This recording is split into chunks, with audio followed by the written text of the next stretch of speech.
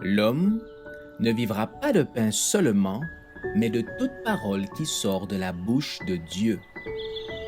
Voici votre moment de méditation quotidienne.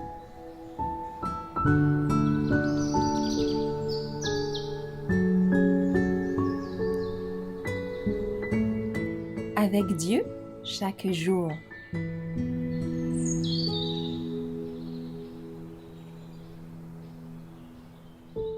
Des promesses réalisées le 29 novembre.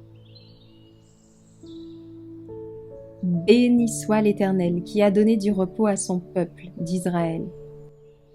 Selon toutes ses promesses, de toutes les bonnes paroles qu'il avait prononcées par Moïse, son serviteur, aucune n'est restée sans effet. 1 Roi 8, verset 56. Un soir, nous fûmes gratifiés du plus merveilleux coucher du soleil que j'ai jamais eu le privilège de contempler.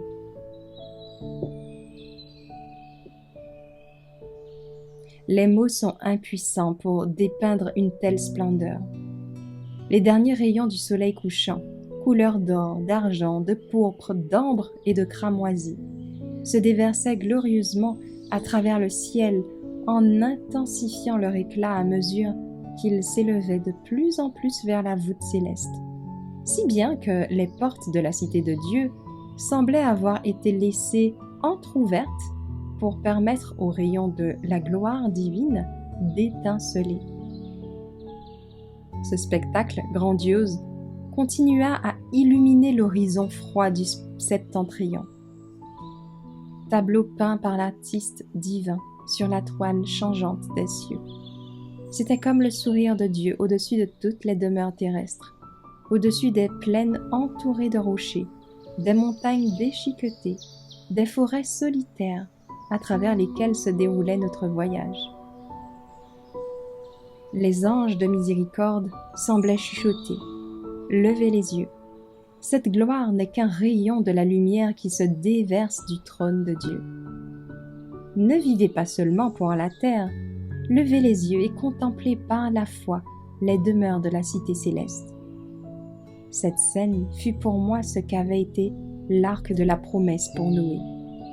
Elle me permit de m'emparer de l'assurance de la sollicitude indéfectible de Dieu et de mettre mon espérance dans le havre de paix qui attend le serviteur fidèle. Depuis ce moment, j'ai senti que l'Éternel nous avait accordé ce témoignage de son amour comme un encouragement. Je ne peux jamais oublier, tandis que ça tarde mon souvenir, cette vision sublime et le réconfort mêlé de paix qu'elle me procura. Nul esprit n'est capable de comprendre toute la richesse et la grandeur d'une seule promesse de Dieu. L'un en discerne tel aspect admirable, un autre tel trait merveilleux, et cela suffit pour faire luire en eux la lumière céleste. Jésus nous les adresse comme si nous entendions réellement sa voix.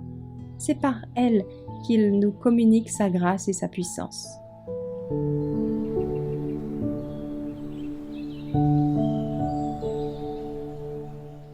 Merci d'avoir écouté cette présentation. Assurez-vous de nous rejoindre demain pour votre moment de méditation quotidienne avec lereste.org.